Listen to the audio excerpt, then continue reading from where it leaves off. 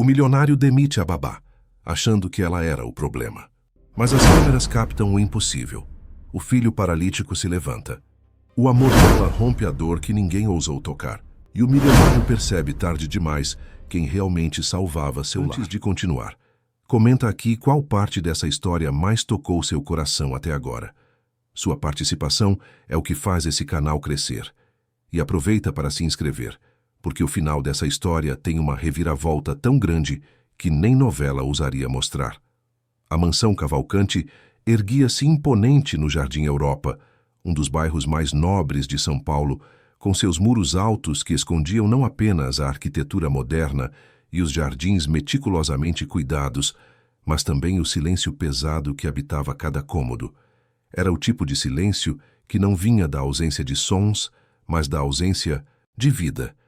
Os corredores largos ecoavam apenas passos medidos, vozes contidas, portas que se fechavam com cuidado excessivo. Nada ali podia ser espontâneo. Nada ali podia ser barulhento. Nada ali podia ser feliz. No segundo andar, em um quarto que mais parecia uma suíte de hospital particular do que o refúgio de uma criança, Gabriel Cavalcante passava seus dias. 8 anos de idade, cabelos castanhos sempre penteados com esmero por mãos que não eram as suas, olhos escuros que pareciam ter desistido de procurar algo interessante para ver. Ele estava sempre sentado na mesma poltrona adaptada, próxima à janela que dava para o jardim interno. Mas Gabriel não olhava para fora. Seus olhos fixavam-se no próprio colo, nas próprias mãos, nas próprias pernas, que não se moviam há quase 1 ano. O acidente havia acontecido numa tarde de sábado. Eduardo Cavalcante, seu pai, dirigia a caminhonete importada pela Marginal Pinheiros, quando um caminhão perdeu o controle na pista ao lado. O impacto foi violento. Eduardo saiu com arranhões. Gabriel ficou preso entre as ferragens por 40 minutos até o resgate chegar. E Helena, sua mãe, não resistiu. O trauma na coluna de Gabriel foi diagnosticado como parcial, com possibilidades de recuperação, segundo os primeiros médicos. Mas algo além das vértebras havia se quebrado naquele dia. Algo que nenhum exame de imagem conseguia capturar. Eduardo não conseguia olhar para o filho sem sentir o peso esmagador da culpa. Ele estava ao volante. Ele havia sugerido o passeio. Ele havia escolhido aquela rota. E embora todos os laudos, todos os peritos, todas as investigações tivessem concluído que ele não tinha qualquer responsabilidade pelo acidente, a lógica não apagava o sentimento. Então Eduardo fazia o que sabia fazer melhor: resolver problemas com dinheiro e recursos. Contratou a melhor médica particular de São Paulo, reformou todo o quarto do filho, instalou equipamentos de fisioterapia de última geração, importou cadeiras de rodas inteligentes, comprou tudo que a tecnologia e a medicina podiam oferecer. Mas não conseguia abraçar Gabriel. Não conseguia sentar-se ao lado dele e apenas estar ali.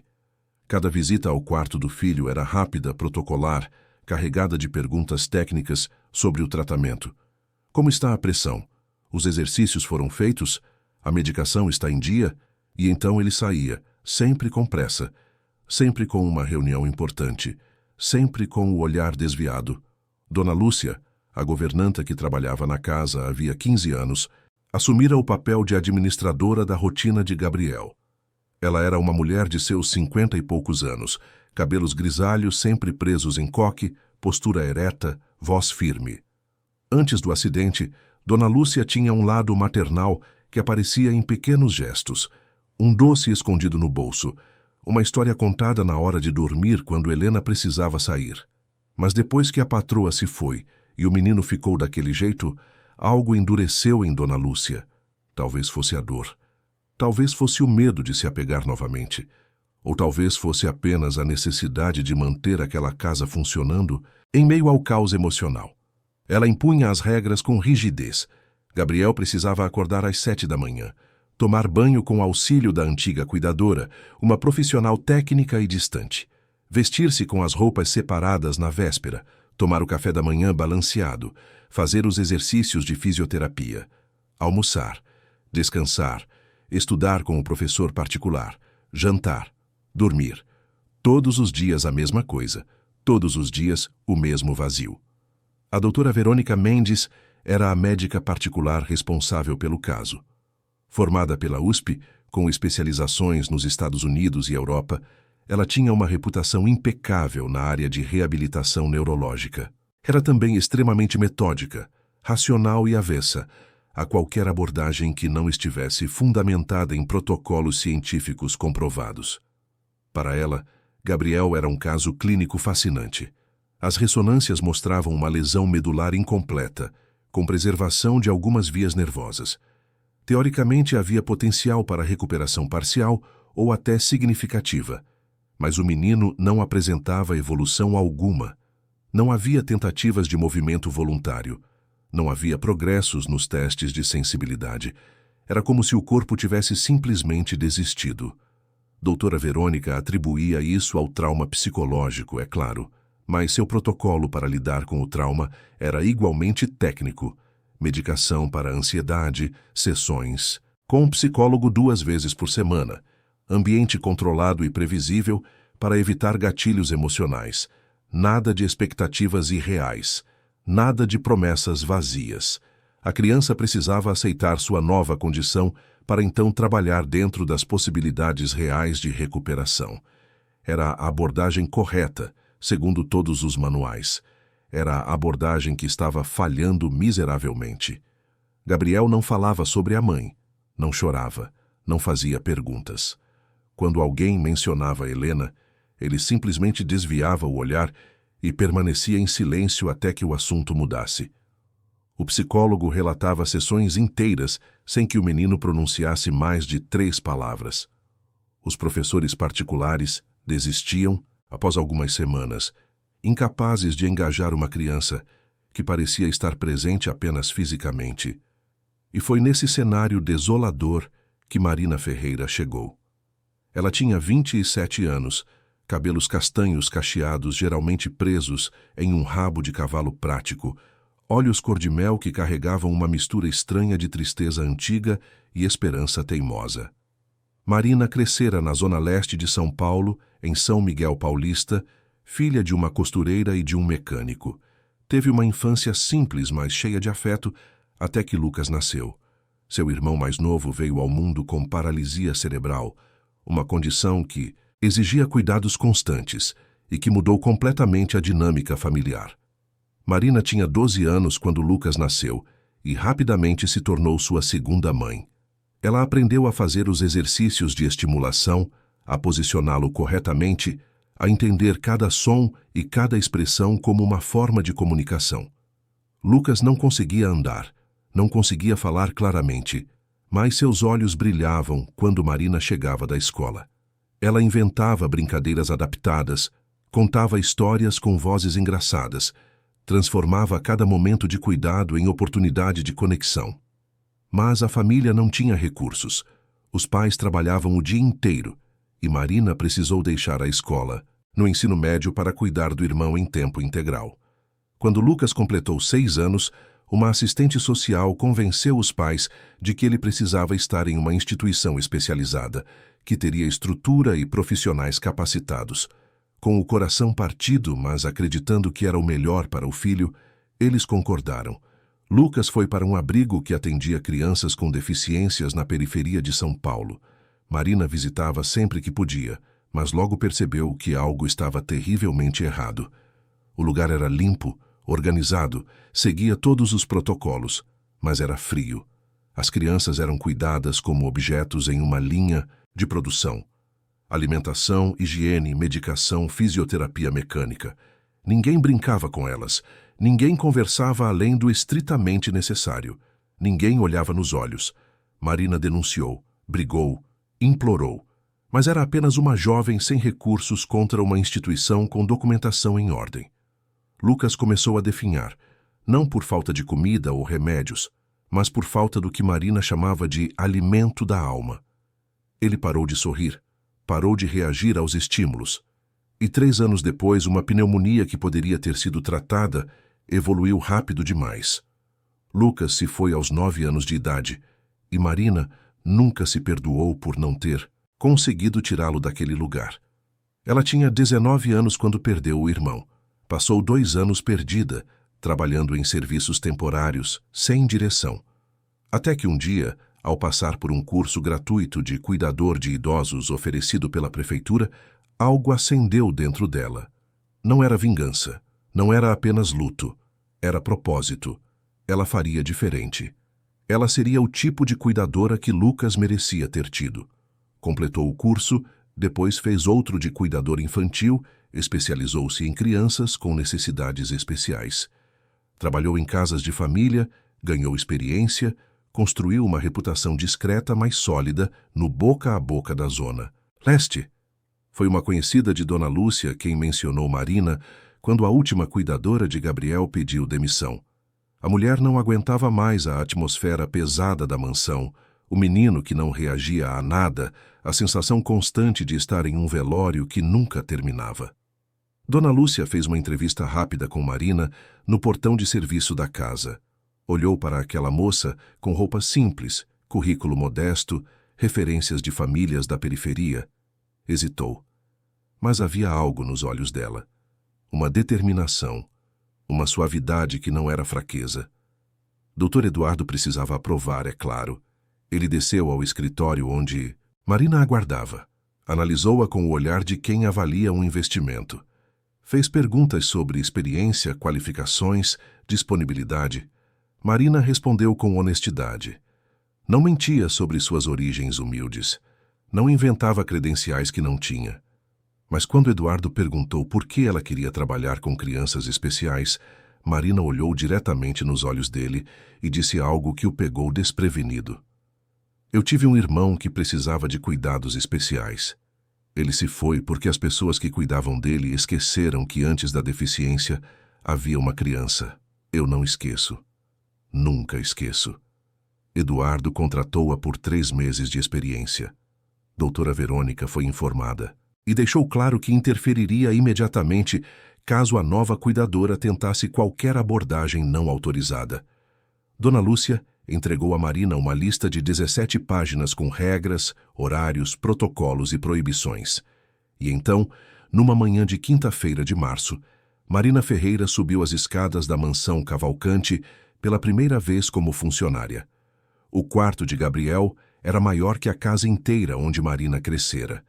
Equipamentos médicos ocupavam um canto. Uma estante cheia de livros que pareciam nunca ter sido abertos ocupava outra parede. Brinquedos caros e intocados estavam organizados em prateleiras. E ali, na poltrona junto à janela, estava o menino. Marina parou na porta por um momento apenas observando. Gabriel usava um pijama de algodão azul marinho bordado com suas iniciais.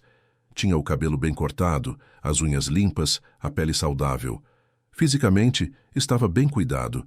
Mas quando Marina olhou para o rosto dele, viu Lucas. Não a aparência física, mas aquela expressão, a mesma que seu irmão tinha nos últimos meses no abrigo, a expressão de alguém que desistiu de esperar que algo bom aconteça. Bom dia, Gabriel. Meu nome é Marina e eu vou cuidar de você a partir de hoje. O menino não respondeu. Não, moveu a cabeça. Apenas continuou olhando para o próprio colo.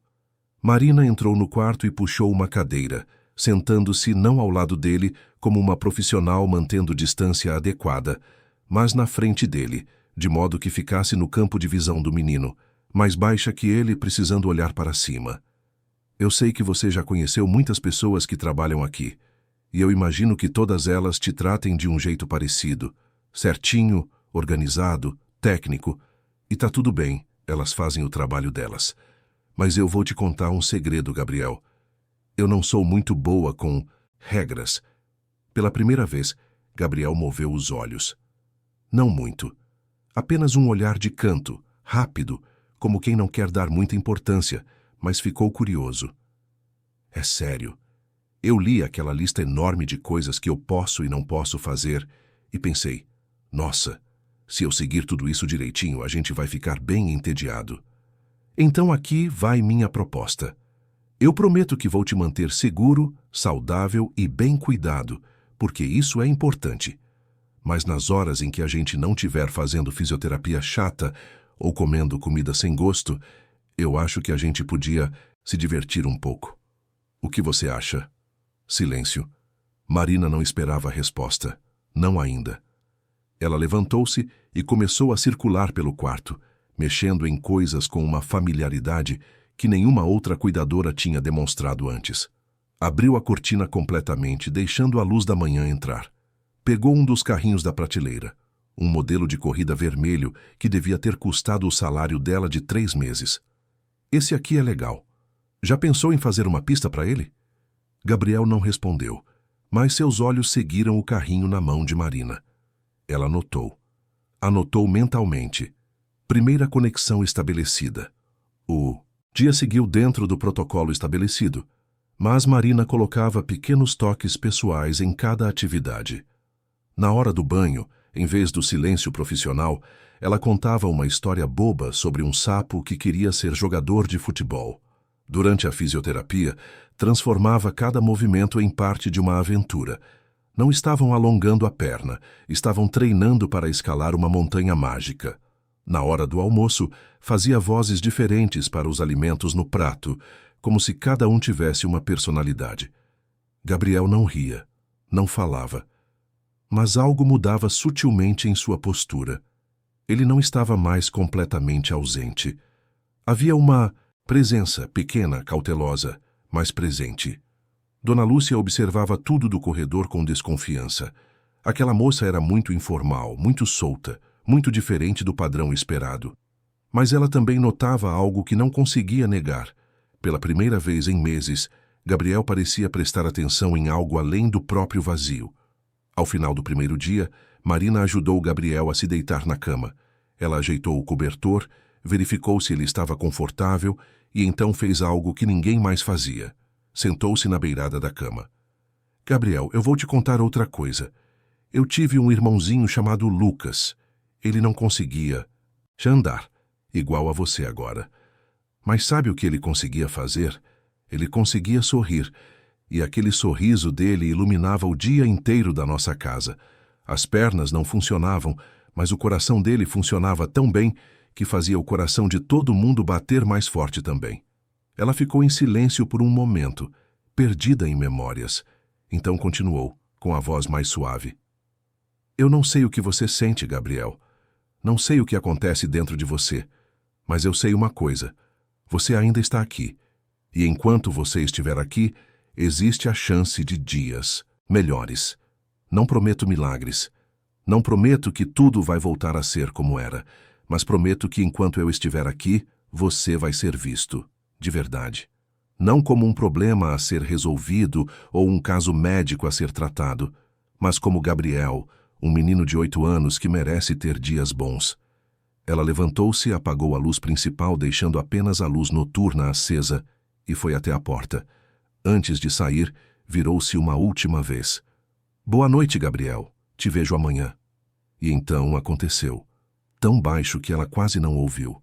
Tão suave que poderia ter sido o vento, mas estava lá. Boa noite. Marina congelou. Seu coração disparou. Ela quis voltar, quis abraçar o menino, quis celebrar aquela vitória minúscula e gigantesca ao mesmo tempo.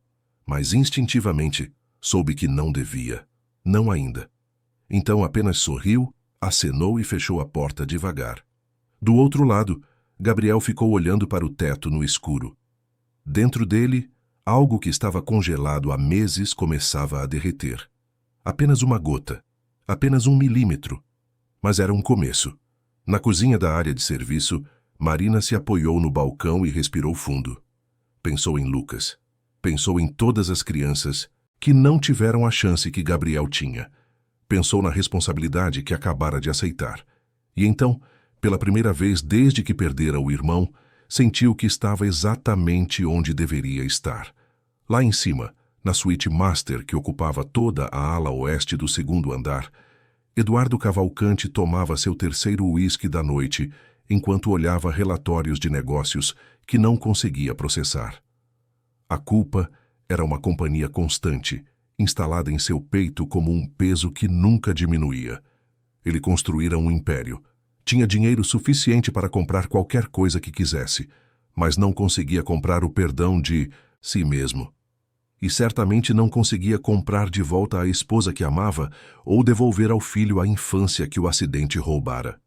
Dona Lúcia, em seu pequeno quarto nos fundos da mansão, anotava em seu caderno de controle as observações do dia.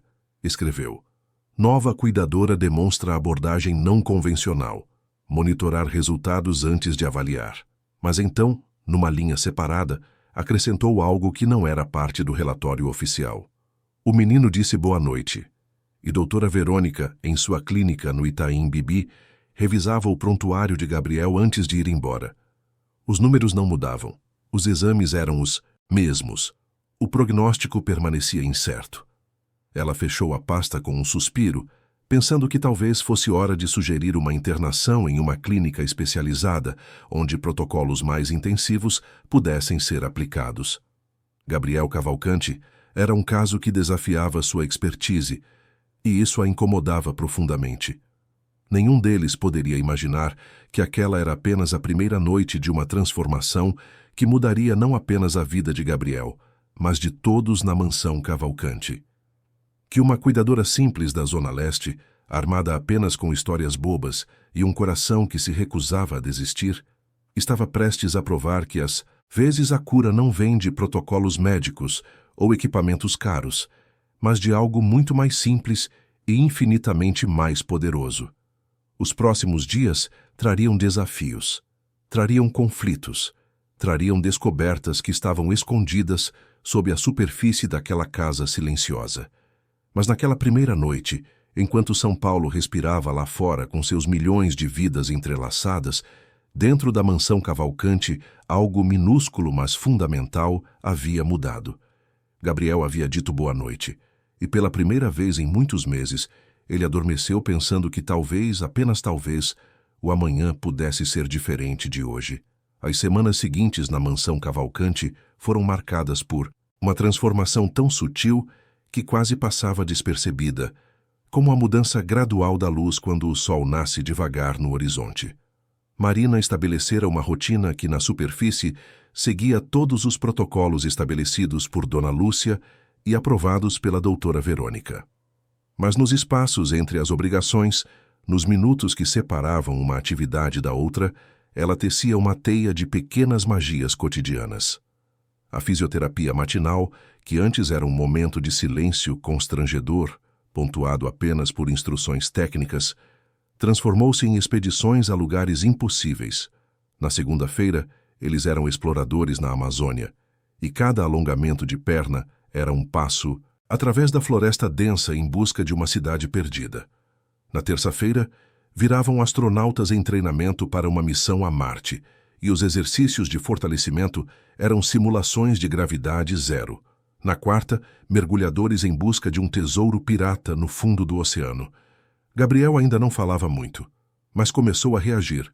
Um arqueamento de sobrancelha aqui, um quase sorriso ali. E então, numa manhã chuvosa de abril, enquanto Marina narrava uma aventura particularmente absurda, envolvendo um dinossauro vegetariano que queria abrir uma pizzaria, Gabriel fez um som. Não foi bem uma risada. Foi algo entre um bufo e um suspiro. Mas seus ombros tremeram, seus olhos brilharam, e Marina soube que havia encontrado uma porta de entrada. A partir daquele dia, as histórias ficaram progressivamente mais ridículas. Marina tinha um talento natural para o absurdo, para combinar elementos que não faziam o menor sentido, mas que juntos criavam narrativas que desarmavam qualquer resistência. Gabriel começou a esperar pelas histórias. Começou a prestar atenção nos detalhes, a ficar desapontado quando alguma interrupção cortava a narrativa no meio. Dona Lúcia observava tudo com uma mistura de desaprovação e curiosidade. Aquela moça era mesmo muito pouco convencional. Fazia vozes engraçadas, inventava palavras, ria alto demais. Mas era inegável que Gabriel estava diferente. Comia melhor, dormia melhor. E havia voltado a ter expressões no rosto, algo que a governanta não via desde antes do acidente. Eduardo também notava as mudanças quando fazia suas breves aparições no quarto do filho. As visitas continuavam curtas e desconfortáveis, carregadas do peso de tudo que ele não sabia dizer. Mas Gabriel não estava mais completamente apático. Havia vida nos olhos do menino, mesmo que ainda houvesse dor.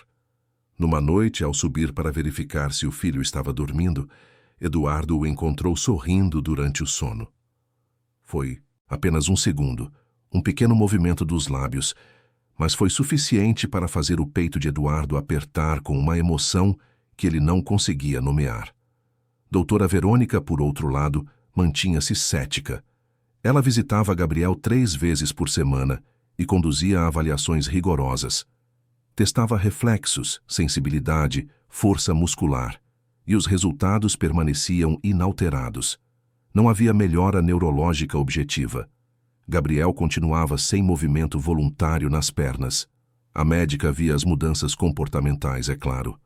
O menino estava mais engajado, mais presente, mas para ela, isso não significava progresso real se não viesse acompanhado de recuperação física mensurável. Marina está fazendo um trabalho adequado no manejo emocional, relatou ela a Eduardo numa reunião no escritório. Mas precisamos ter cuidado para não criar expectativas irreais. O quadro neurológico de Gabriel é estável, mas sem evolução. A abordagem lúdica tem seu lugar, mas não pode substituir o trabalho sério de reabilitação. Eduardo concordou, como sempre fazia com qualquer coisa que a doutora Verônica dizia. Ela era a especialista. Ela tinha os diplomas, a experiência, a reputação. Se ela achava que o progresso era limitado, então era. Mas quando ele subia para se despedir de Gabriel, antes de ir para mais uma reunião de negócios, havia uma pontada de algo que se parecia com inveja. Marina conseguia fazer o filho sorrir. Ele, o pai, só conseguia fazer o filho desviar o olhar. Foi numa tarde de quinta-feira, quase um mês depois de Marina começar a trabalhar na mansão, que tudo mudou de patamar. Gabriel tinha acabado de terminar o almoço e Marina o levara de volta ao quarto para o período de descanso. Mas em vez de simplesmente acomodá-lo na poltrona como de costume, ela teve uma ideia. Gabriel, hoje eu trouxe uma coisa especial. Você gosta de desenhar? O menino olhou para ela, com uma expressão indefinida. Marina interpretou isso como um talvez e foi buscar na mochila um caderno de desenho grande e uma caixa de lápis de cor que havia comprado com o próprio dinheiro numa papelaria perto de onde morava. Então, eu estava pensando. A gente já viajou para tantos lugares nas nossas histórias, né? Já fomos para a Amazônia, para o espaço, para o fundo do mar. Mas eu nunca vi como esses lugares são. Você conseguiria desenhar para mim? Gabriel ficou em silêncio por um longo momento. Então, com voz baixa, mas clara, disse algo que fez o coração de Marina saltar. Eu não sei desenhar bem, não tem problema. Eu também não, mas sabe o que é legal dos desenhos? Eles não precisam ser perfeitos para contar uma história. Vamos tentar juntos? Marina abriu o caderno e colocou-o numa prancheta adaptada que podia ser apoiada no colo de Gabriel. Escolheu um lápis de cor azul e colocou na mão do menino, ajustando delicadamente seus dedos em volta dele. E então esperou. Por um minuto inteiro, Gabriel apenas segurou o lápis, olhando para a página em branco como se fosse um abismo. Marina não pressionou, não deu instruções, apenas sentou-se ao lado dele, em silêncio solidário. E então Gabriel começou a desenhar. Movimentos hesitantes a princípio, linhas tremidas que mal se conectavam. Mas ele estava desenhando, estava criando algo. Marina teve que morder o lábio para não deixar a emoção transbordar em lágrimas que poderiam constranger o menino. O que você está desenhando? Perguntou ela suavemente. Uma nave espacial. Ah, da nossa missão a Marte? Não. Gabriel fez uma pausa. Da missão de buscar a mamãe. O mundo parou. Marina sentiu como se todo o ar tivesse sido sugado do quarto. Ela sabia que deveria dizer algo, mas não sabia o quê. Todas as suas histórias absurdas, toda a sua criatividade, subitamente pareciam inúteis diante daquela frase. Você sente falta dela? Murmurou Marina. Não era uma pergunta. Todos os dias. Eu imagino. Marina engoliu em seco. Minha mãe ainda está aqui, mas quando meu irmão Lucas se foi, eu senti que uma parte de mim foi junto. Então eu acho que eu entendo um pouquinho do que você sente. Gabriel parou de desenhar e olhou para Marina. Realmente olhou, talvez pela primeira vez desde que ela chegara. Os olhos do menino estavam cheios de uma dor antiga, grande demais para caber num corpo tão pequeno. A dona Lúcia disse que a mamãe está no céu. O papai não fala dela. A doutora disse que eu preciso aceitar e seguir em frente, mas eu não sei como se faz isso. Marina sentiu as lágrimas pressionarem, mas as segurou. Aquele momento não era sobre ela, era sobre Gabriel. Era sobre dar a esse menino o que ninguém mais estava dando. Permissão para sentir. Sabe, Gabriel, eu acho que as pessoas ficam com medo de falar sobre quem se foi, porque dói muito. Mas não falar também dói, de um jeito diferente. É como se a gente tivesse que guardar toda aquela saudade dentro, sem lugar para botar para fora. É igualzinho isso, sussurrou Gabriel. Então que tal a gente fazer um combinado? Sempre que você quiser falar sobre sua mãe, você pode. Comigo, você pode. Não precisa fingir que está tudo bem se não está. Não precisa ser forte o tempo inteiro, tá bom? Gabriel assentiu.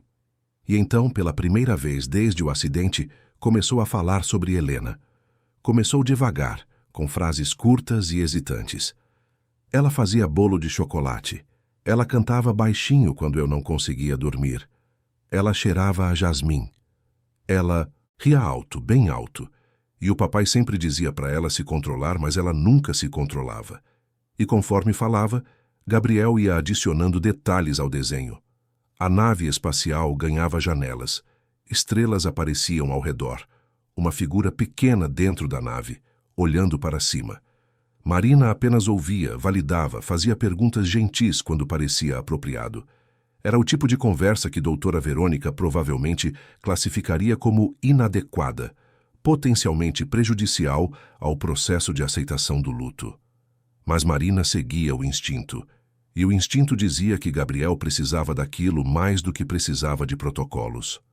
Quando Dona Lúcia bateu na porta, 2 horas depois, para avisar que o professor particular havia chegado, ela encontrou os dois sentados lado a lado no sofá. Gabriel com o caderno no colo, cheio de desenhos coloridos, Marina apontando para um deles e fazendo perguntas sobre os detalhes. A governanta ficou observando por um momento da porta e algo dentro dela cedeu um pouco. Aquela cena, tão simples, tão comum, era algo que não acontecia naquela casa há tanto tempo. Nos dias seguintes, o caderno de desenho tornou-se parte integral da rotina. Gabriel desenhava durante o período de descanso, depois do almoço, antes de dormir. Desenhava memórias da mãe. Desenhava as histórias que Marina contava. Desenhava sonhos e pesadelos. E conforme desenhava, falava. Não muito, nunca muito. Mas o suficiente para que Marina começasse a montar o quebra-cabeça complexo que era Gabriel Cavalcante. Ela descobriu que o menino era inteligente demais para a própria idade, que tinha senso de humor ácido quando se sentia seguro, que amava astronomia e dinossauros com igual intensidade, que sentia culpa por ter sobrevivido quando a mãe não sobreviveu, que tinha medo de esquecer o rosto dela, que às vezes fingia estar dormindo quando o pai vinha visitá-lo porque não sabia o que dizer. Marina também começou a entender a dinâmica daquela casa.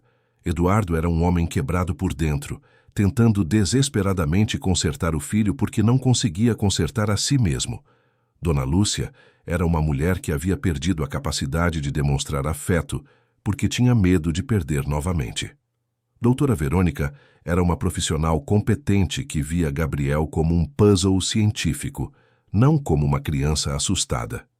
E Gabriel era um menino aprisionado não apenas no próprio corpo, mas num sistema que tratava seus sintomas, mas ignorava sua alma.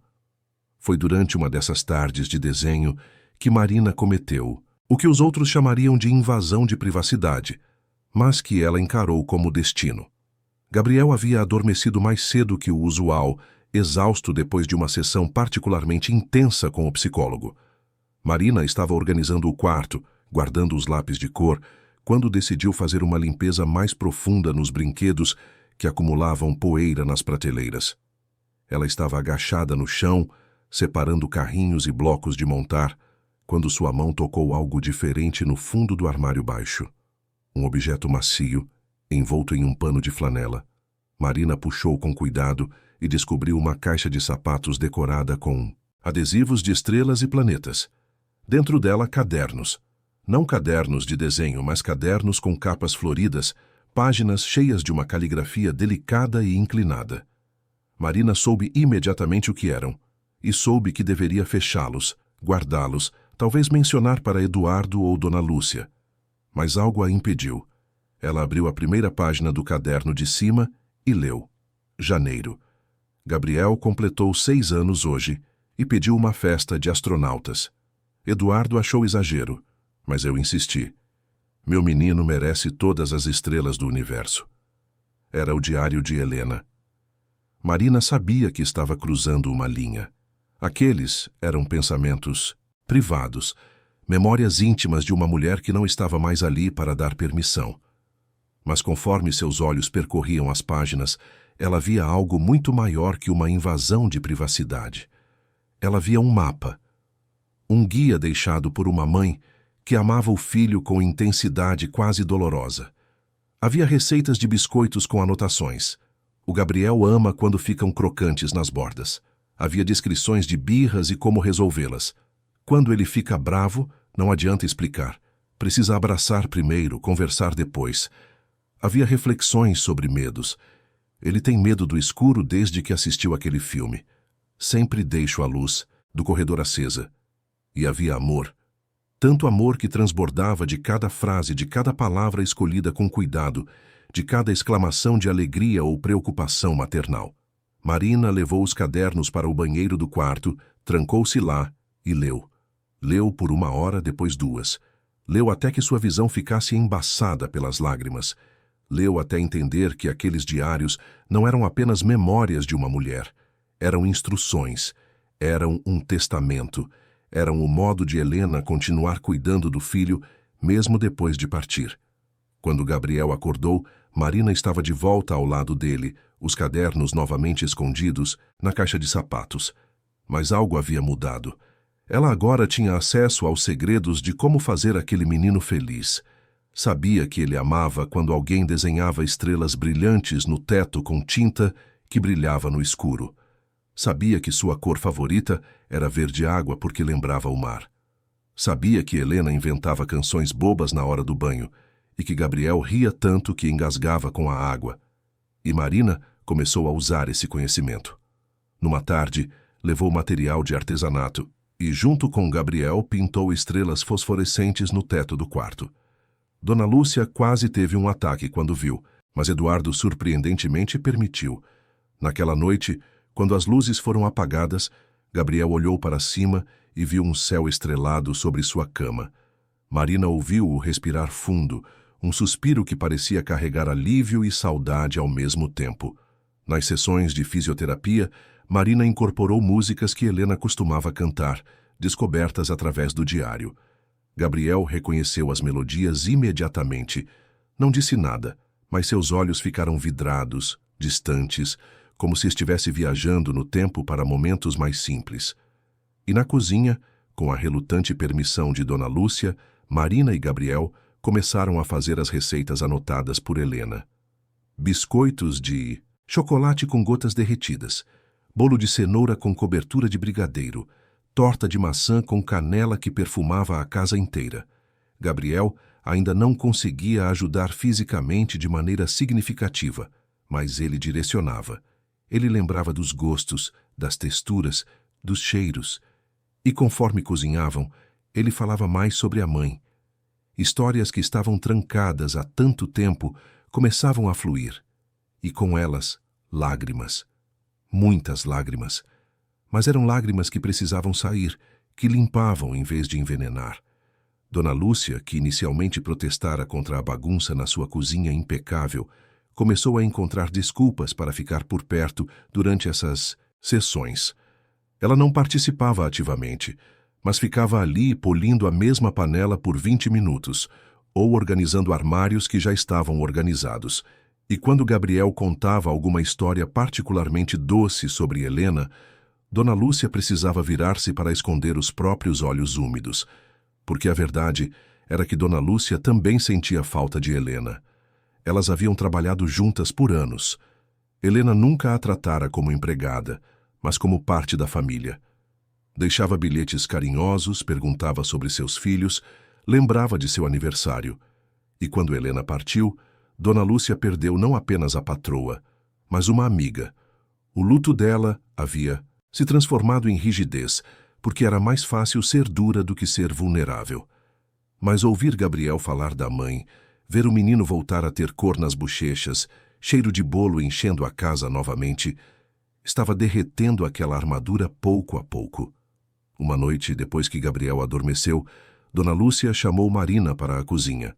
A moça esperava uma bronca, talvez até uma demissão por ter mexido nas coisas de Helena sem autorização. Mas Dona Lúcia apenas serviu 2 xícaras de café e sentou-se à mesa, gesto inédito, já que ela nunca se sentava quando estava trabalhando. Marina, preciso te dizer uma coisa. A governanta pausou, escolhendo as palavras com cuidado. Quando você foi contratada, eu não achei que ia dar certo. Você era muito nova, muito informal, muito diferente do que a gente estava acostumado. Mas eu estava errada. Você está fazendo alguma coisa que nenhum médico, nenhum terapeuta, nenhum de nós conseguiu fazer. Você está trazendo aquele menino de volta. Dona Lúcia tomou um gole do café, seus olhos brilhando com emoção contida. A senhora Helena adoraria você. Ela sempre dizia que Gabriel precisava de alguém que enxergasse o menino primeiro e o problema depois. Você faz isso naturalmente. Marina sentiu um nó na garganta. Obrigada, Dona Lúcia. Isso significa muito, só tome cuidado. A governanta baixou a voz. A doutora Verônica não está gostando dessa abordagem. Ela acha que você está interferindo no tratamento, e o doutor Eduardo confia muito nela. Eu sei. Marina suspirou. Mas eu não estou fazendo nada que prejudique Gabriel. Estou apenas sendo humana com ele. Eu sei que você está. E Gabriel sabe, mas nem todo mundo vai entender. Era um aviso. Um aviso que Marina deveria ter levado mais a sério, mas que, na empolgação de ver Gabriel melhorar, ela acabou subestimando. Porque enquanto Gabriel florescia, enquanto a casa começava a respirar novamente depois de meses sufocada, havia tempestades se formando no horizonte. Doutora Verônica estava cada vez mais incomodada com os relatórios que Dona Lúcia era obrigada a enviar. A criança estava emocionalmente estável, sim, mas não havia progressos neurológicos mensuráveis. E agora, pior ainda, a cuidadora estava interferindo ativamente, trazendo elementos não autorizados para o tratamento, criando expectativas que poderiam levar a uma queda devastadora. E Eduardo, pobre Eduardo, estava preso no meio. Ele via o filho mais feliz, mas a felicidade não fazia Gabriel andar. E no fundo, assombrado pela culpa constante, Eduardo começava a se perguntar se não era crueldade deixar o menino ter esperanças quando a realidade médica era implacável. As semanas haviam se transformado em quase 2 meses. Maio chegava com suas manhãs frias e tardes de sol tímido em São Paulo. Gabriel desenhava, cozinhava, ria, movimentava os dedos das mãos com mais destreza. Sua postura havia melhorado. Seus olhos brilhavam, mas as pernas permaneciam imóveis. E numa noite, depois de mais uma reunião com doutora Verônica, onde ela pressionou para internação em uma clínica especializada, Eduardo ficou sozinho em seu escritório com uma decisão impossível nas mãos. Gabriel estava feliz, mas felicidade não era cura. E ele, como pai, tinha a responsabilidade de fazer o que era melhor para o filho, não o que era mais confortável. Ou pelo menos era isso que doutora Verônica dizia. E ela era a especialista. Ela tinha que estar certa, não é? Enquanto Eduardo bebia e ruminava, enquanto doutora Verônica planejava intervenções mais agressivas, enquanto Dona Lúcia se debatia entre o protocolo e o coração, Marina estava no quarto de Gabriel lendo mais um trecho do diário de Helena. Se algo acontecer comigo, dizia a letra, inclinada da mãe, por favor, não deixem meu menino esquecer que ele é amado. Não importa o que aconteça com seu corpo, sua alma é perfeita. Ele é perfeito e merece ser feliz. Marina fechou o caderno e olhou para Gabriel dormindo. O ursinho de pelúcia que ela havia dado escondido debaixo do travesseiro, as estrelas brilhando no teto acima dele. Ela fez uma promessa silenciosa para Helena, onde quer que ela estivesse. Eu não vou deixar. Eu prometo. Não vou deixar ninguém apagar essa luz que está voltando a brilhar nele. Mas promessas, por mais sinceras que sejam, às vezes não são suficientes contra as forças que conspiram contra nós. E a tempestade que estava por vir testaria não apenas a determinação de Marina, mas a própria fibra de todos na mansão Cavalcante. A decisão veio numa segunda-feira de junho, fria e cinzenta, como só São Paulo sabe fazer no meio do ano. Marina chegou para o turno da manhã com uma sacola cheia de materiais para um novo projeto. Ela e Gabriel iam construir um sistema solar em miniatura, cada planeta feito de massinha colorida, pendurados no teto com fios de nylon transparente. Ela já podia imaginar os olhos do menino brilhando ao ver Saturno com seus anéis, Júpiter com suas listras, a Terra pequena e azul entre todos os outros. Mas quando entrou pela porta dos fundos, encontrou Dona Lúcia esperando com uma expressão que imediatamente disparou todos os alarmes internos de Marina. "Preciso falar com você", disse a governanta, a voz cuidadosamente neutra. No escritório. Marina sentiu o chão oscilar sob seus pés. Ela seguiu Dona Lúcia pelos corredores agora tão familiares, subindo as escadas que levavam à ala administrativa da mansão, onde Eduardo mantinha seu escritório particular. A porta estava entreaberta. Dentro, ela podia ver o empresário sentado atrás da mesa enorme de mogno, os ombros tensos, os olhos evitando qualquer contato direto. Doutora Verônica estava lá também, de pé ao lado de Eduardo, com uma pasta de documentos nas mãos e uma expressão que misturava preocupação profissional com algo que se parecia perigosamente com satisfação. "Marina, sente-se, por favor", disse Eduardo, sua voz formal, distante. Aquela não era a voz de alguém prestes a dar boas notícias. Ela sentou na cadeira indicada, as mãos apertadas no colo para esconder o tremor. "Marina", começou doutora Verônica, tirando alguns papéis da pasta, "eu tenho acompanhado de perto o progresso de Gabriel nas últimas semanas. E embora seja inegável que houve melhoras no aspecto emocional e comportamental, precisamos ter uma conversa franca sobre sua abordagem." "Minha abordagem?" Marina sentiu a voz sair mais defensiva do que pretendia. Sim, a médica ajustou os óculos, um gesto que Marina começava a associar com más notícias. "Você tem tomado liberdades que extrapolam seu escopo de trabalho como cuidadora. Introduzir elementos não autorizados no tratamento, criar expectativas sem fundamento médico, alimentar fantasias que podem ser contraproducentes para o processo de aceitação da condição de Gabriel."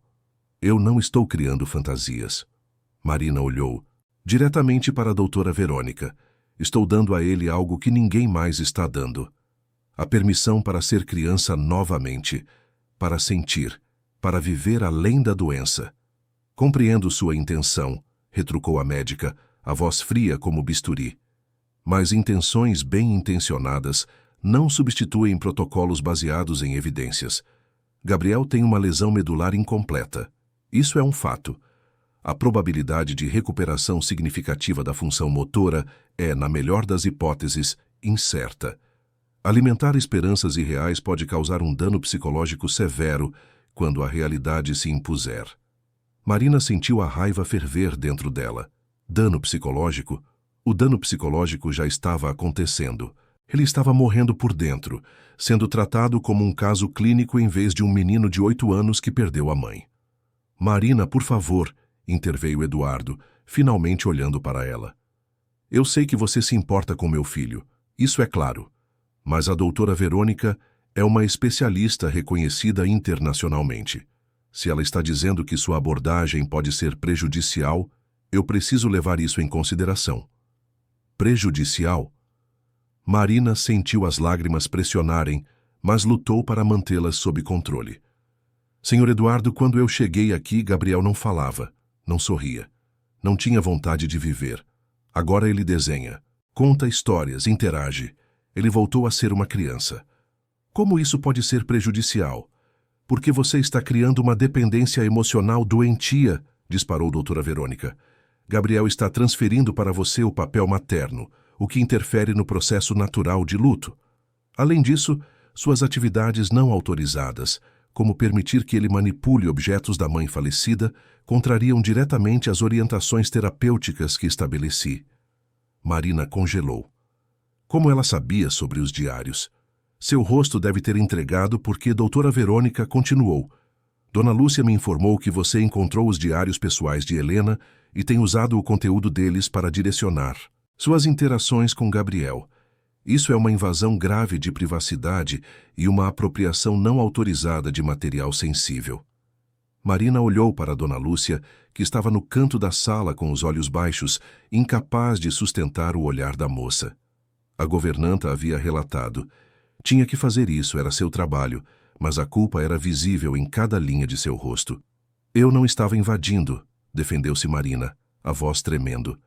Eu encontrei os diários por acaso e vi neles uma oportunidade de conectar Gabriel com as memórias da mãe de uma forma saudável. Helena deixou aquelas anotações. Era conhecimento dela sobre o próprio filho. Eu só usei esse conhecimento para cuidar melhor dele. Não era sua decisão tomar, respondeu Eduardo, e havia uma dureza nova em sua voz. Aqueles diários são propriedade pessoal da família. Você não tinha direito de lê-los, muito menos de usar o conteúdo deles sem minha autorização. Marina sentiu o mundo desmoronar. Ela havia cruzado uma linha e sabia disso desde o início. Mas os resultados haviam sido tão positivos que convencera a si mesma de que o fim justificava os meios. Além disso, continuou doutora Verônica, folheando mais papéis, você tem ignorado sistematicamente as diretrizes que estabeleci para a rotina de Gabriel. Os horários de fisioterapia foram alterados. A dieta foi modificada. Atividades não autorizadas foram introduzidas.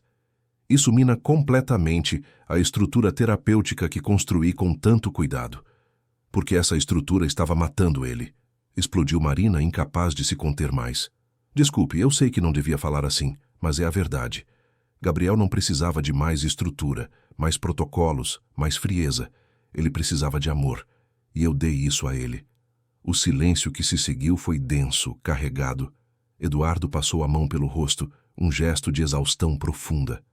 Doutora, Verônica manteve a expressão impassível profissional. Dona Lúcia limpou os olhos discretamente com um lenço. Marina, disse Eduardo finalmente, e havia algo quebrado em sua voz. Eu vou ter que te dispensar. As palavras foram como um soco no estômago. Marina sentiu todo o ar sair de seus pulmões. O quê? Sua experiência aqui termina hoje. Eduardo não conseguia olhar para ela. Vamos te pagar os 3 meses acordados mais uma compensação adicional, mas a partir de agora, uma nova cuidadora assumirá. Não. Marina levantou-se abruptamente. Não, o senhor não pode fazer isso. Gabriel precisa de mim. Gabriel precisa de cuidado profissional adequado, corrigiu doutora Verônica. Já tenho uma candidata altamente qualificada, com 20 anos de experiência em reabilitação pediátrica. Ela começará amanhã. Amanhã. Marina sentiu pânico genuíno. O senhor não vai nem me deixar me despedir dele? Achamos melhor não. Eduardo finalmente olhou para ela, e havia culpa em seus olhos, mas também determinação. Uma despedida prolongada só tornaria a transição mais difícil para Gabriel. É melhor um corte limpo. Melhor para quem? A voz de Marina saiu como um grito sufocado. Para o senhor que não vai ter que lidar com emoções inconvenientes? Para a doutora, que pode voltar a tratar Gabriel como um experimento? Porque com certeza não é melhor para o Gabriel. Marina, por favor, não torne isso mais difícil do que já é, pediu Eduardo. Mais difícil? Marina sentiu as lágrimas finalmente escaparem. O senhor não faz ideia do que é difícil. Difícil é ver uma criança desistir de viver. Difícil é passar meses construindo uma ponte de volta para a vida e depois ser impedida de terminar a travessia. Difícil é amar alguém e ser forçada a abandoná-lo. Você está provando o ponto da doutora Verônica, disse Eduardo, sua voz endurecendo. Você desenvolveu um apego emocional inadequado.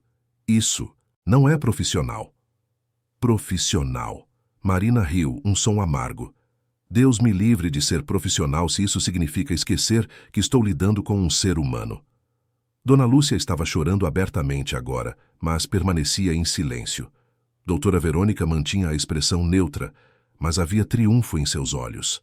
Eduardo parecia um homem se afogando, tentando se agarrar a qualquer coisa que fizesse sentido em um mundo que não fazia mais. A decisão está tomada, disse ele com finality. Dona Lúcia vai te acompanhar para recolher seus pertences. O pagamento será feito via transferência até o fim do dia. E Gabriel? Marina perguntou a voz quebrada. O que o senhor vai dizer para ele? Diremos que você precisou sair por motivos pessoais, que a nova cuidadora é muito competente. Ele vai se adaptar. Ele não vai. Marina olhou diretamente nos olhos de Eduardo. E quando ele regredir, quando ele parar de comer, de falar, de tentar, o senhor vai se lembrar desta conversa. Ela virou-se para sair, mas parou na porta, olhando para trás uma última vez. Eu li os diários da sua esposa, senhor Eduardo, e sabe o que mais me marcou? O quanto ela implorava, página após página, para que, se algo acontecesse com ela, o senhor não deixasse o medo transformar o amor em controle. Ela tinha medo que o senhor esquecesse de ver o Gabriel como criança e passasse a vê-lo apenas como problema a ser resolvido. A voz de Marina estava calma agora, carregada de uma tristeza profunda. E era exatamente isso que ela temia. Helena sabia. Ela sabia. Eduardo empalideceu. Doutora Verônica deu um passo à frente como se fosse intervir, mas Marina já estava saindo. Dona Lúcia a acompanhou até o quarto de serviço onde Marina guardava algumas coisas. A jovem recolheu sua mochila, seus materiais pessoais, movendo-se como um autômato. Ela queria correr até o quarto de Gabriel, abraçá-lo uma última vez, explicar, prometer que voltaria. Mas Dona Lúcia estava ali, cumprindo ordens, e Marina sabia que qualquer tentativa seria impedida. Eu sinto muito, sussurrou Dona Lúcia quando chegaram à porta dos fundos. Eu não queria que fosse assim. Eu sei. Marina colocou a mão no braço da governanta. Cuida dele, Dona Lúcia. Por favor, não deixe ele apagar de novo. Dona Lúcia assentiu, incapaz de falar, e então Marina estava do lado de fora dos muros da mansão Cavalcante, na Rua Fria, de São Paulo, com sua mochila no ombro e o coração em pedaços. Dentro da mansão, Gabriel estava no quarto fazendo exercícios com o fisioterapeuta que vinha 3 vezes por semana. Ele esperava Marina chegar a qualquer momento com alguma história nova, alguma aventura maluca que transformaria aqueles exercícios chatos em algo divertido. Mas Marina não chegou. Quando o fisioterapeuta terminou, Gabriel perguntou a Dona Lúcia onde ela estava. A Marina precisou sair, meu querido, disse Dona Lúcia, a voz cuidadosamente controlada. Ela não vai mais trabalhar aqui. Gabriel ficou muito quieto. Como não vai mais trabalhar aqui? Ela não. Se despediu. Foi tudo muito rápido. Mas amanhã uma nova cuidadora muito boa vai começar. Eu não quero uma nova cuidadora. Eu quero a Marina. Dona Lúcia não soube o que responder. Gabriel esperou o resto do dia. Esperou na hora do almoço, quando normalmente cozinhavam juntos. Esperou na hora do descanso, quando desenhavam. Esperou na hora de dormir, quando Marina contava histórias. Mas ela não voltou. Na manhã seguinte, Gabriel acordou e encontrou uma mulher desconhecida no quarto. Ela se apresentou como Rosângela. Tinha uns 50 anos, postura militar, voz firme. Explicou a rotina que seguiriam dali em diante. Não houve histórias. Não houve conversas sobre naves espaciais ou dinossauros. Apenas protocolo eficiente e distante. Gabriel não disse uma palavra. Apenas virou o rosto para a janela e ficou assim. Nos dias seguintes, a regressão foi rápida e devastadora. Gabriel parou de comer. Recusava os pratos que Rosângela oferecia, virando a cabeça, fechando a boca. Parou de desenhar. Os lápis de cor ficavam intocados na prateleira. Parou de interagir com qualquer pessoa.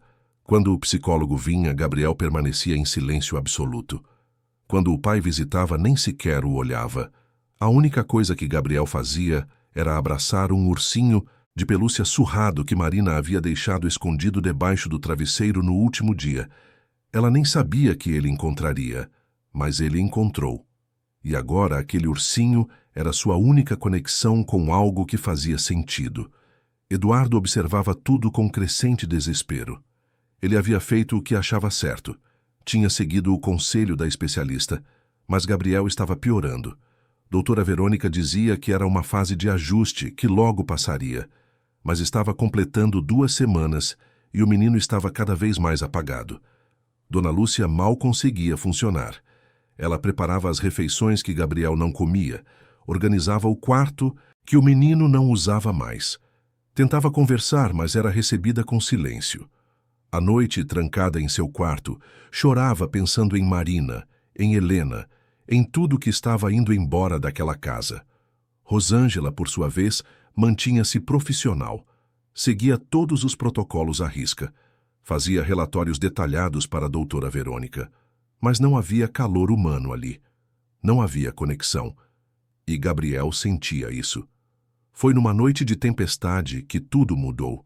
São Paulo estava sendo castigada por um temporal violento, trovões sacudindo as janelas, chuva martelando o telhado. A mansão tinha gerador de emergência, mas um raio atingiu o transformador do bairro, e por alguns minutos a casa inteira ficou no escuro completo até o gerador ligar. Eduardo estava no escritório trabalhando até tarde quando ouviu um som que gelou seu sangue. Gabriel gritando. Não era manha ou birra. Era terror puro. Ele correu escadas acima, o coração disparado. Rosângela já estava no quarto, tentando acalmar o menino, mas Gabriel estava inconsolável. Encolhido na cama, abraçado ao ursinho, tremendo violentamente, lágrimas escorrendo pelo rosto.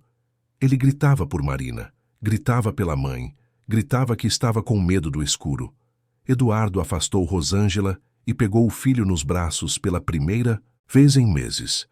Gabriel se agarrou a ele com força desesperada, soluçando contra seu peito, e ali, segurando aquele corpinho frágil que tremia de medo e tristeza, Eduardo finalmente entendeu.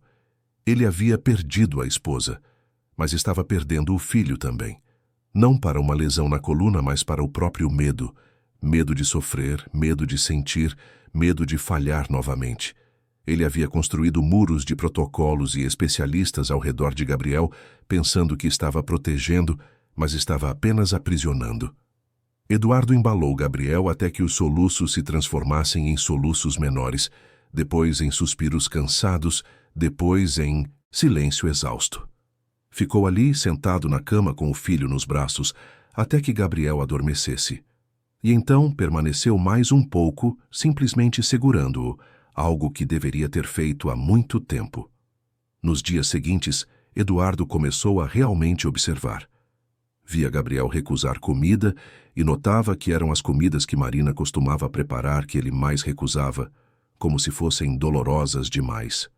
Via o menino olhar para a porta toda vez que ouvia passos, a esperança brilhando brevemente antes de morrer, quando via que não era Marina.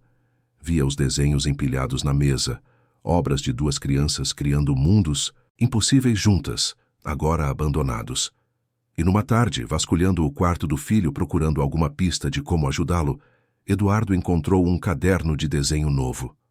Abriu e sentiu o chão sumir sob seus pés, página após página de desenhos de Gabriel.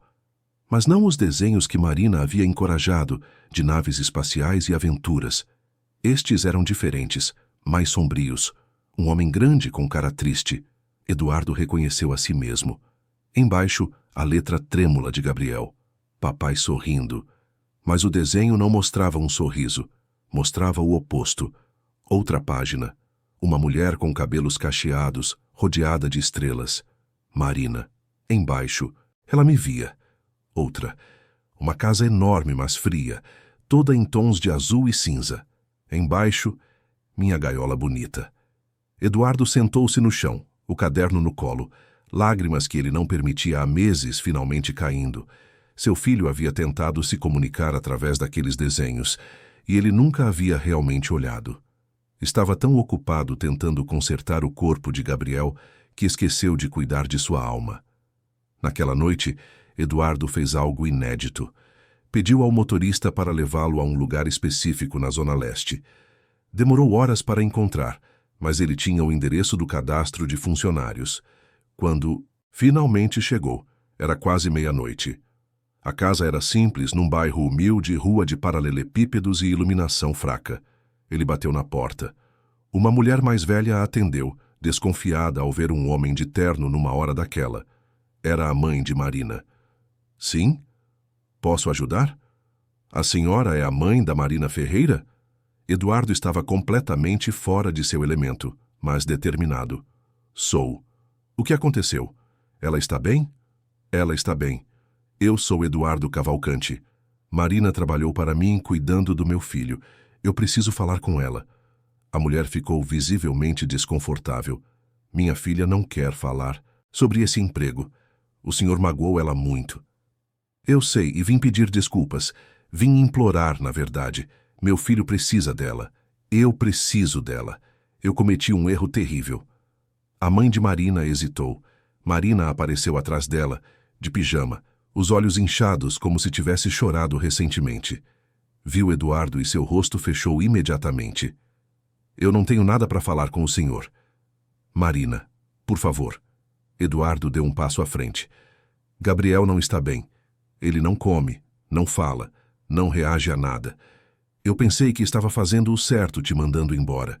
Pensei que estava protegendo meu filho.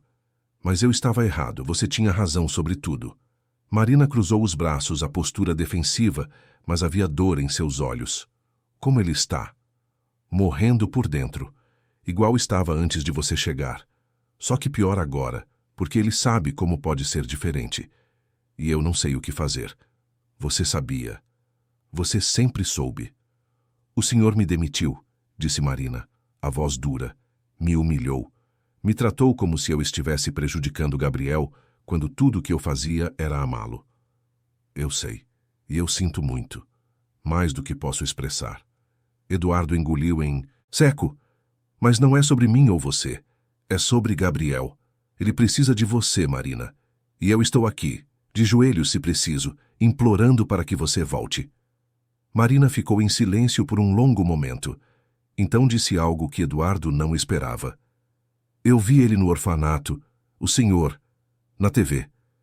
Eduardo ficou confuso. O quê? Marina entrou em casa e voltou com um celular, mostrando uma reportagem salva. Eduardo se viu na tela, visitando um orfanato para crianças especiais, parte de uma ação de responsabilidade social de sua empresa.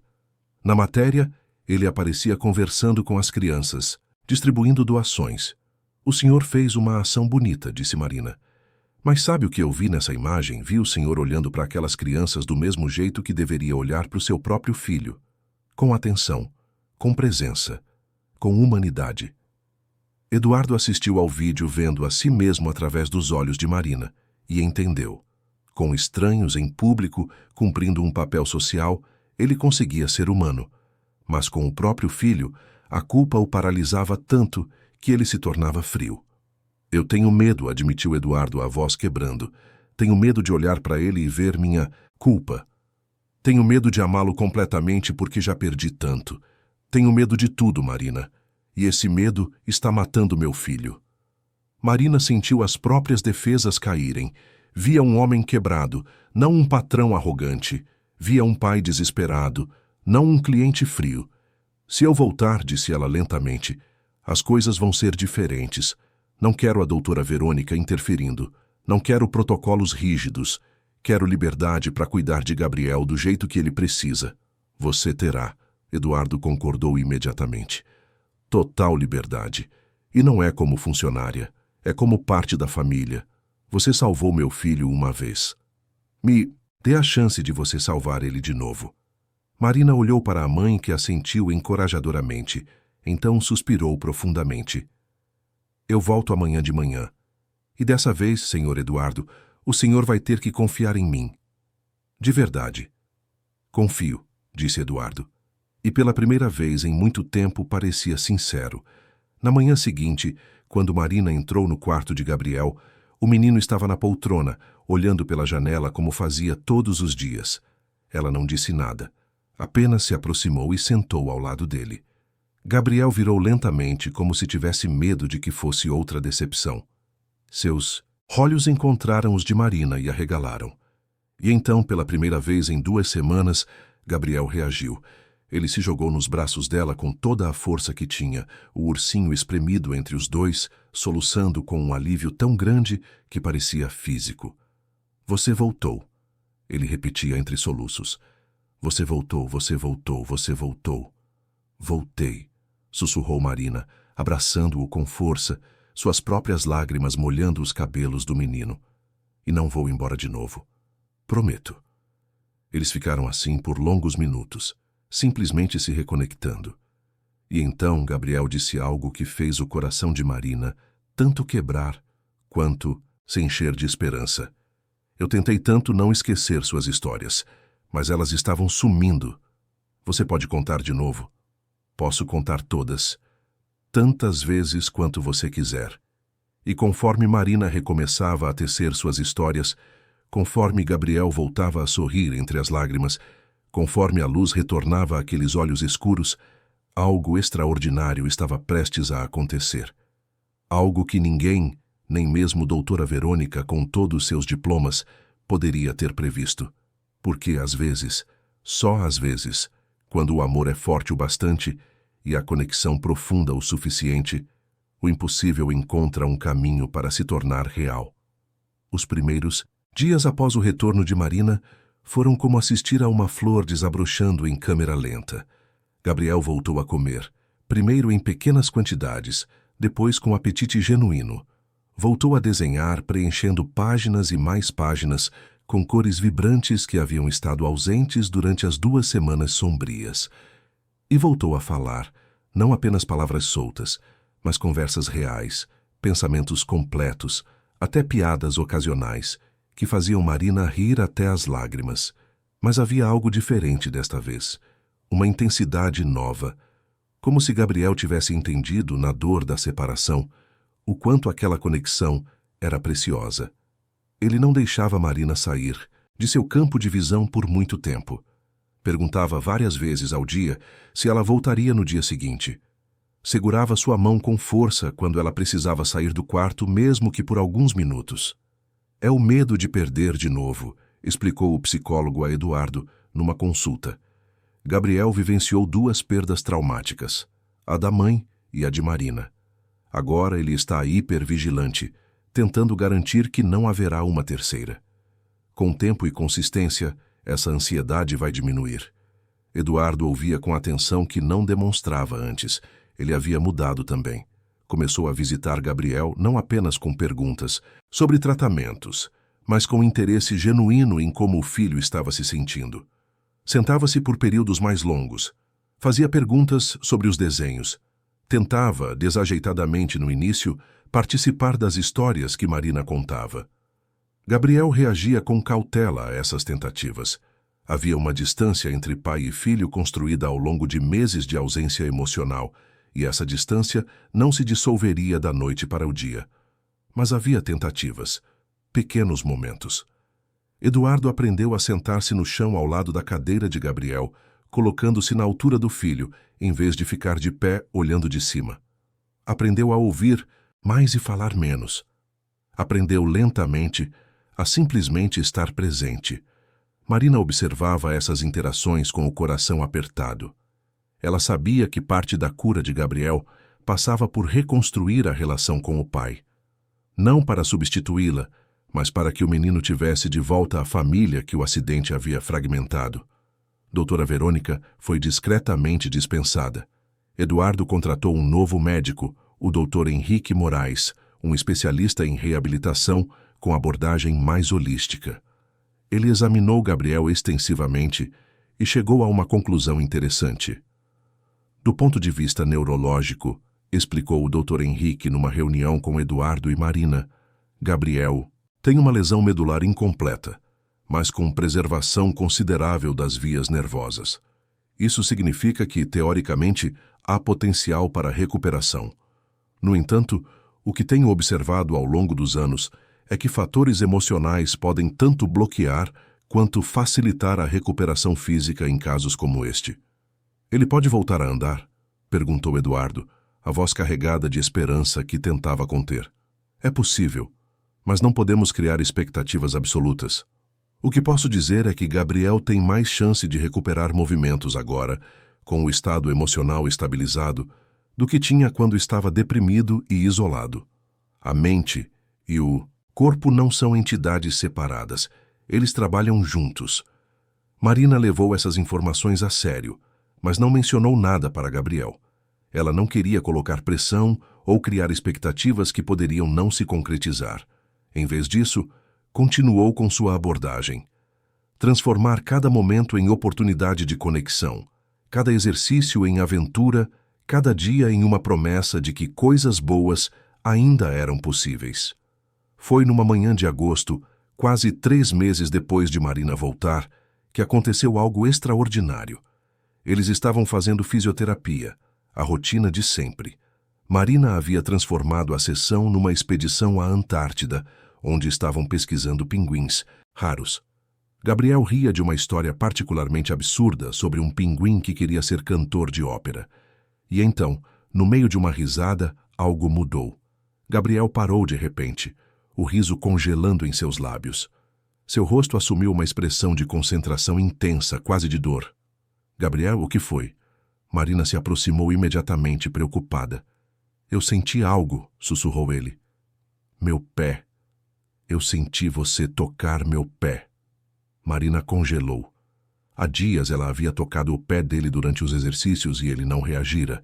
Ela tocou de novo, mais firme desta vez. E agora, você sente? Sim. Os olhos de Gabriel se arregalaram. Está formigando. Marina está formigando. Marina sentiu o coração disparar. Ela sabia que deveria manter a calma, não fazer alarde, chamar o médico para verificar. Mas a emoção era grande demais. Ela abraçou Gabriel com força, rindo e chorando ao mesmo tempo. Isso é incrível, meu anjo. Isso é tão incrível. Dona Lúcia, que estava no corredor e ouviu a comoção, entrou correndo. Quando Marina explicou, a governanta levou as mãos ao rosto, os olhos enchendo de lágrimas. Ela correu para avisar Eduardo que estava em uma videoconferência no escritório. Ele desligou a chamada sem cerimônia e subiu as escadas 2 degraus de cada vez. Quando chegou ao quarto, encontrou Gabriel com a maior expressão de esperança que havia visto no rosto do filho em mais de 1 ano. Pai, eu senti meu pé quando a Marina tocou. Eduardo ajoelhou-se ao lado da cadeira do filho, lágrimas que ele não tentou esconder escorrendo por seu rosto. Tocou delicadamente o pé de Gabriel. E agora? Você sente? Gabriel fechou os olhos, concentrando-se com toda a força. Um pouco. É bem fraco, mas eu sinto. O Dr. Henrique foi chamado imediatamente e conduziu exames detalhados. Confirmou que havia sensibilidade retornando. Não era garantia de que haveria recuperação motora completa, ele alertou, mas era um sinal extremamente positivo. O corpo estava respondendo. Nos dias seguintes, Gabriel passou horas tentando mover os dedos dos pés. Marina o ajudava, segurando seu pé, pedindo para ele tentar com toda a força. Nada acontecia. E então, numa tarde chuvosa, aconteceu. O dedão mexeu. Apenas 1 milímetro, um movimento tão pequeno que poderia ter sido imaginado. Mas não foi. Marina viu, Gabriel sentiu. E então ele tentou de novo. E de novo. A recuperação não foi linear. Havia dias de progresso seguidos de dias de estagnação. Havia momentos de frustração quando Gabriel tentava mover a perna e nada acontecia. Mas Marina estava sempre lá, transformando cada pequena vitória em celebração, cada revés em oportunidade de tentar uma abordagem diferente. Eduardo começou a participar ativamente da fisioterapia. Ele, que sempre havia delegado todo o cuidado a profissionais, agora estava no chão com o filho, ajudando nos exercícios, comemorando cada milímetro de progresso. Pai e filho estavam se reconectando através daquele processo doloroso e esperançoso de cura. Foi numa noite, 3 semanas depois do primeiro formigamento, que tudo mudou definitivamente. Marina havia acabado de colocar Gabriel na cama. Ela leu uma história. Apagou a luz principal, deixando apenas a luz noturna com as estrelas do teto brilhando suavemente, e estava se preparando para sair quando Gabriel a chamou. Marina? Sim, querido. Houve uma pausa longa. Então Gabriel disse algo que fez o tempo parar. Obrigado por não desistir de mim. nem quando eu tinha desistido de mim mesmo. Marina voltou para a beirada da cama, pegou a mão do menino entre as suas. Gabriel, eu nunca poderia desistir de você. Nunca. Você é uma das pessoas mais especiais que já conheci, e eu tenho tanta sorte de fazer parte da sua vida. Eu te amo, Marina. Gabriel falou baixinho, como se estivesse confessando um segredo. Não como amo minha mãe. Ela está aqui. Ele tocou o próprio coração. Mas você também está. É diferente, mas é real. Eu também te amo, meu anjo. Marina beijou a testa dele. E vou estar aqui sempre que você precisar. Ela saiu do quarto e foi até a cozinha tomar água, tentando processar a emoção que sentia. Encontrou Dona Lúcia preparando o café para o dia seguinte. Você mudou essa casa, disse a governanta. Mudou aquele menino. Mudou até o Dr. Eduardo. E mudou a mim também. Como assim? Dona Lúcia sentou-se à mesa, um gesto raro. Eu tinha me tornado dura depois que a senhora Helena se foi. Achava que era a única forma de sobreviver à dor. Mas vendo você com Gabriel, vendo o amor que você dá sem medo, sem reservas, me fez lembrar que existe outra forma, uma forma melhor. As duas ficaram em silêncio confortável por um momento. Então Dona Lúcia acrescentou algo que parecia estar guardando há tempo. A senhora Helena adoraria você. Ela sempre dizia que queria que Gabriel crescesse cercado de pessoas que o vissem com olhos de amor, não de pena. Você faz exatamente isso. Aquela noite, Gabriel dormiu profundamente. E no meio da madrugada, algo aconteceu. Ele acordou com um barulho suave. Alguém havia deixado cair algo no corredor. Gabriel virou a cabeça e viu a porta entreaberta. E teve uma ideia louca, impossível. Mas ele queria tentar. Lentamente, concentrando-se com toda a força que tinha, Gabriel tentou mover as pernas. Elas responderam. Não muito. Apenas o suficiente para deslizar alguns centímetros na cama. Ele tentou novamente. E novamente. Suor brotou em sua testa com o esforço. Mas as pernas estavam se movendo. Respirando com dificuldade, Gabriel conseguiu sentar na beirada da cama. Suas pernas pendiam, bambas, mas presentes. Ele olhou para a porta. Marina estava ali, do outro lado do corredor, no pequeno quarto que Eduardo havia designado para ela. E Gabriel queria ir até lá. Queria surpreendê-la. Queria provar para si mesmo que conseguia. Colocou os pés no chão. Eles tocaram o carpete frio. Podiam sentir. Então, segurando-se na beirada da cama com uma mão, Gabriel tentou se levantar. Suas pernas tremeram violentamente. Fraqueza de meses de desuso fazia cada músculo gritar, mas ele conseguiu ficar de pé. Lágrimas escorriam pelo rosto de Gabriel, mas ele não estava triste, estava maravilhado. Estava em pé, sozinho. Depois de 1 ano, ele deu um passo, cambaleante, incerto, quase caindo, mas um passo real. Depois outro e outro. O sistema de segurança da mansão tinha câmeras em todos os corredores. Eduardo, que havia desenvolvido o hábito insone de trabalhar até tarde e verificar as câmeras antes de dormir, estava em seu escritório quando viu algo impossível na tela. Gabriel, andando. Cambaleando como um bebê dando os primeiros passos, mas andando, sozinho, em direção ao quarto de Marina. Eduardo ficou paralisado por 1 segundo completo. Então correu. Correu pelos corredores, subiu as escadas, chegou ao andar de cima, bem quando Gabriel alcançava a porta do quarto de Marina. O menino estava tremendo de esforço, suor escorrendo pelo rosto, mas havia um sorriso gigante ali. Um sorriso de triunfo e alegria pura. Gabriel, sussurrou Eduardo, sem acreditar no que via. O barulho acordou Marina. Ela abriu a porta e congelou ao ver Gabriel de pé na frente dela, com Eduardo logo atrás. Por um momento ninguém se moveu. Ninguém falou. Era como se o mundo inteiro tivesse parado para testemunhar aquele milagre. Então Gabriel deu mais um passo. E caiu direto nos braços de Marina, que o pegou, abraçando-o com força enquanto soluçava.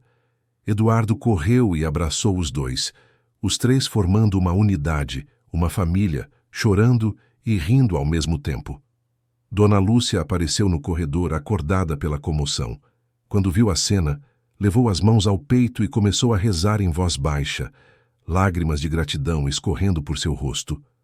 Eu consegui, Gabriel repetia entre risos e lágrimas. Eu consegui andar. Eu consegui. Você conseguiu, meu amor. Você conseguiu, Marina sussurrava de volta, beijando o topo da cabeça dele repetidas vezes. Eduardo segurava os dois e, pela primeira vez desde o acidente, permitiu-se sentir algo além de culpa. Permitiu-se sentir esperança, alegria, amor, todas as emoções que havia trancado por tanto tempo para não se quebrar completamente. O Dr. Henrique foi chamado na manhã seguinte e conduziu exames extensivos. Ele revisou as ressonâncias antigas, comparou com a condição atual de Gabriel, fez testes de força e sensibilidade. É extraordinário, admitiu ele para Eduardo e Marina. A lesão sempre teve potencial para recuperação parcial, mas o que vemos aqui é recuperação além do que eu esperaria apenas pela regeneração natural do tecido nervoso. Há um componente psicossomático significativo aqui. O trauma emocional estava bloqueando sinais que os nervos eram capazes de transmitir. Quando o estado emocional melhorou drasticamente, o corpo respondeu. Então você está dizendo que ele estava sendo bloqueado pela própria mente? Perguntou Eduardo. Não exatamente. O trauma real existia e existe, mas o impacto dele foi amplificado pelo estado psicológico. A depressão severa, o isolamento, o luto não processado, tudo isso criou uma tempestade perfeita que impediu a recuperação que era neurologicamente possível. O doutor olhou para Marina. O que você fez, trazendo alegria, conexão, propósito de... Volta para a vida dele não foi magia, foi medicina, da melhor forma possível. Eduardo havia pedido para que as câmeras de segurança salvassem aquele momento. Ele assistiu ao vídeo repetidas vezes. Gabriel levantando-se, dando aqueles passos incertos, mas determinados, caindo nos braços de Marina. Era a coisa mais linda e mais dolorosa que ele já havia visto. Dolorosa porque mostrava tudo o que ele havia perdido por estar ausente. Linda porque mostrava que ainda havia tempo de recuperar. Numa decisão impulsiva, Eduardo postou o vídeo nas redes sociais da empresa, junto com um texto que ele escreveu e reescreveu dezenas de vezes. Este é meu filho Gabriel. Há um ano ele perdeu a mãe em um acidente que também o deixou sem movimentos nas pernas. Eu, em meu desespero, tentei consertar o problema com dinheiro, especialistas, protocolos, mas esqueci o mais importante: amor. Esta mulher que vocês veem no vídeo é Marina. Ela não é médica, não tem diplomas impressionantes, mas ela tem algo que nenhum protocolo pode ensinar. Ela sabe ver a pessoa além do problema. E ela devolveu meu filho para mim. Este vídeo é de Gabriel dando seus primeiros passos em um ano. E ele deu esses passos para chegar até ela. Porque às vezes a cura não vem de remédios ou tratamentos. Vem de ser visto, ser amado, ser lembrado de que você importa. Obrigado, Marina. Você salvou minha família. O vídeo explodiu. Em 24 horas, tinha milhões de visualizações. Pessoas de todo o Brasil, do mundo inteiro, comentavam, compartilhavam, choravam junto com aquela família.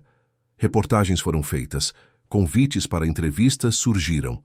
Mas Eduardo declinou todos. Aquilo não era sobre fama. Era sobre gratidão. A recuperação de Gabriel continuou. Com fisioterapia adequada e o estado emocional estável, ele progrediu rapidamente. Em 2 semanas, andava com apoio. Em 1 mês andava sozinho, ainda com uma leve claudicação, mas independente. Em 2 meses corria. Devagar no início, depois cada vez mais rápido, rindo e livre como não era há mais de 1 ano. A casa mudou completamente. Eduardo reformulou tudo. As regras rígidas de Dona Lúcia foram suavizadas. O silêncio opressivo foi substituído por música, risadas, conversas. Gabriel voltou a ter amigos, outras crianças que vinham brincar na mansão que agora parecia viva. E ao longo desses meses, algo delicado mas real foi crescendo entre Eduardo e Marina. Começou com gratidão, evoluiu para respeito mútuo e lentamente se transformou em algo mais profundo. Eduardo via em Marina tudo o que Helena valorizava: bondade genuína, força sem dureza, amor sem condições. Marina via em Eduardo um homem que estava aprendendo, tarde mas sinceramente, a colocar o coração à frente do medo. Numa noite de dezembro, 6 meses depois dos primeiros passos de Gabriel, Eduardo pediu Marina em casamento, não com flores caras ou restaurante sofisticado, mas sentado no chão do quarto de Gabriel, os três desenhando juntos. Ele simplesmente perguntou se ela queria tornar oficial o que todos já sentiam, que eles eram uma família. Marina olhou para Gabriel, que sorriu e acenou entusiasticamente. Então olhou para Eduardo e viu não o milionário distante, mas o homem que havia se permitido ser vulnerável, ser imperfeito, ser humano. Sim, ela disse simplesmente. Sim, eu quero. O casamento foi pequeno, íntimo, na mansão agora cheia de vida. Dona Lúcia foi madrinha. O doutor Henrique compareceu, alguns amigos próximos, mas o momento mais emocionante foi quando Gabriel, usando um pequeno terno azul marinho, caminhou pelo corredor de flores carregando as alianças numa almofadinha bordada. Ele andava perfeitamente agora, sem sinais da paralisia que havia dominado sua vida por tanto tempo. Quando entregou as alianças, Gabriel olhou para Marina e disse, alto o suficiente para todos ouvirem: você me ensinou que eu podia andar de novo. Mas antes disso você me ensinou que eu queria andar de novo. Obrigado por me ensinar a viver. Não havia um olho seco na sala. A vida seguiu, como a vida sempre segue, mas transformada. Eduardo aprendeu a ser pai de verdade, não apenas provedor. Brincava com Gabriel, participava de suas aventuras imaginárias, estava presente de formas que o dinheiro nunca poderia comprar. Marina continuou cuidando de Gabriel, mas agora como mãe, não funcionária. E Gabriel floresceu de maneiras que iam além do físico. Voltou a estudar normalmente. Fez amigos, desenvolveu paixão por astronomia e começou a sonhar em ser cientista. 1 ano depois, Marina deu à luz uma menina que chamaram de Helena, em homenagem à mulher que havia deixado tanto amor em forma de palavras num diário escondido. Gabriel era um irmão mais velho dedicado, protetor, mas carinhoso, ensinando a pequena Helena tudo o que Marina havia ensinado a ele sobre ver magia no cotidiano. Depois veio mais um bebê, um menino que chamaram de Lucas em homenagem ao irmão de Marina. A casa, que havia sido um mausoléu de dor, virou um santuário de vida. Risos de crianças ecoavam pelos corredores. Desenhos cobriam a geladeira. Brinquedos espalhados lembravam a todos que aquilo era um lar, não um museu. Dona Lúcia, que havia encontrado de volta seu lado maternal, tornou-se a avó de coração daquelas crianças. Ela fazia biscoitos com receitas de Helena, contava histórias, mimava cada um deles com um afeto que estava trancado há tanto tempo. Mas de todos os momentos daquela jornada impossível, todos concordavam que nenhum se comparava àquele registrado pelas câmeras de segurança numa madrugada de agosto. O momento em que um menino que havia desistido decidiu tentar de novo. O momento em que pernas que estavam paradas por 1 ano voltaram a se mover. O momento em que o amor provou ser mais forte que o trauma, mais poderoso que o medo, mais real que qualquer diagnóstico. Gabriel guardava uma cópia daquele vídeo no celular. Às vezes, em noites difíceis ou momentos de dúvida, ele assistia. Via a si mesmo tremendo de esforço, cambaleando, mas avançando. Via Marina abrindo a porta com aquela expressão de espanto e alegria. Via o pai correndo para abraçá-los. E lembrava. Lembrava que havia momentos em que acreditou que nunca mais seria feliz, que nunca mais andaria, que nunca mais teria uma família completa. Mas ele estava errado. E foi preciso uma mulher com mais amor que diplomas para provar isso. Anos depois, quando Gabriel estava com 15 anos, forte e saudável, jogando futebol com os amigos, ele escreveu algo que Marina encontrou por acaso numa gaveta.